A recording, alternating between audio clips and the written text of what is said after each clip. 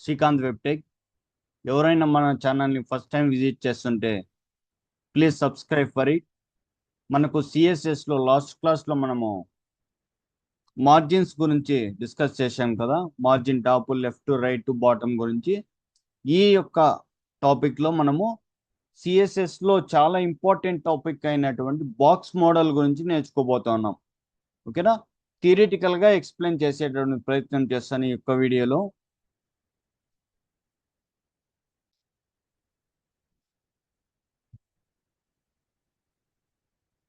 అంతకంటే ముందు మనము రీసెంట్గా స్టార్ట్ చేసినటువంటి ఏదైతే శ్రీకాంత్ వెబ్టెక్ ఆన్లైన్ కోర్స్కి మంచి రెస్పాన్స్ అనేది ఉన్నది. ఎవరైనా మన కోర్స్ని ఎవరైనా జాయిన్ అవ్వాలనుకుంటే నేను దాని యొక్క ఎలా అప్లై చేసుకోవాలనేది నేను కింద డిస్క్రిప్షన్లో లింక్ అనేది ప్రొవైడ్ చేస్తాను. ఆ లింక్ అనేది మీరు అప్లై చేసిన వెంటనే మనకు యొక్క సర్వర్లో మీ యొక్క డేటా అనేది స్టోర్ అవుతుంది. తర్వాత ఫర్దర్గా మేము మీకు మెసేజ్ అనేది చేస్తాం ఎప్పటి నుంచి మనము ఈ యొక్క క్లాసెస్ అనేది స్టార్ట్ అవుతాయి అనేది ఎక్స్ప్లెయిన్ చేస్తాం. ఆ యొక్క మీకు మెసేజ్ ద్వారా మీకు తెలియజేస్తాను.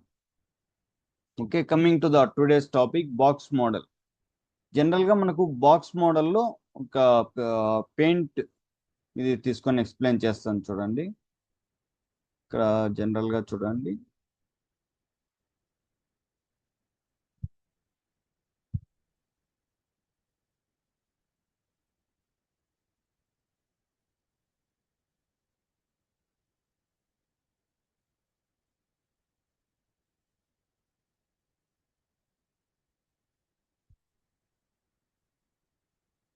ఇది మనకు ఒక మార్జిన్ అనుకోండి. ఓకేనా? సిఎస్ఎస్లో ఇది ఒక మార్జిన్. ఈ యొక్క మార్జిన్ లోపల మనకు బార్డర్ అనేది వస్తుంది. ఓకేనా? బార్డర్, దీన్ని బార్డర్ అంటాం. ఓకేనా? అదేవిధంగా దీని లోపల మనకు కంటెంట్ అనేది ఉంటుంది. ఇందులో అనేది కంటెంట్.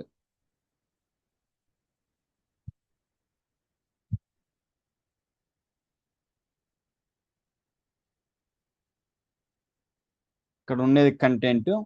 ఈ యొక్క కంటెంట్కి ఈ యొక్క మార్జిన్ ఉన్నది కదా, ఈ యొక్క బార్డర్కి, ఈ యొక్క కంటెంట్కి దీన్ని బార్డర్ రిప్రజెంట్ చేద్దాము.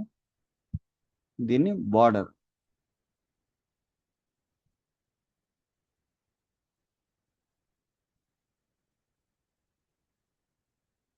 ఈ యొక్క కంటెంట్కి ఈ యొక్క బార్డర్కి మధ్యలో ఉన్నటువంటి స్పేస్ని తగ్గించేదానికి మనం యూజ్ చేసేది ప్యాడింగ్ అంటాం. దీన్ని మనం ప్యాడింగ్ అంటాం. ఏదైతే స్పేస్ ఉన్నదో దీన్ని మనము ప్యాడింగ్ అని అంటాం. ఇప్పుడు మనకు ఈ యొక్క కంటెంట్కి బార్డర్కి మనం ఏదైనా గ్యాప్ ఇవ్వాలనుకోండి, అలాంటి టైంలో మనము ప్యాడింగ్ అనేది యూజ్ చేస్తాం.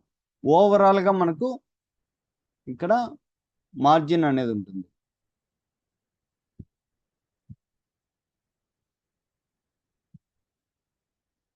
ఓవరాల్గా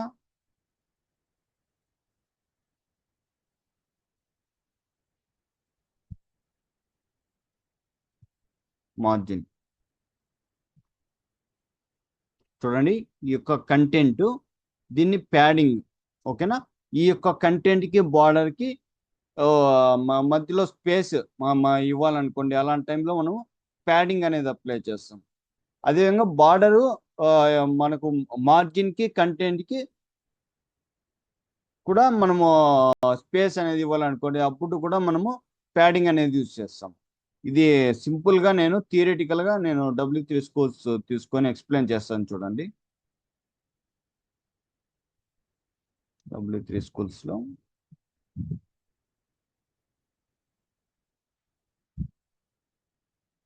ఈ యొక్క కంటెంట్కి బార్డర్కి మనము స్పేస్ అనేది ఇవ్వాలనుకోండి, ప్యాడింగ్ అనేది యూజ్ చేస్తాం. ఓవరాల్గా మన పేజ్కి అనేది మార్జిన్ అనేది అప్లై చేస్తాం. ఈ విధంగా చూడండి.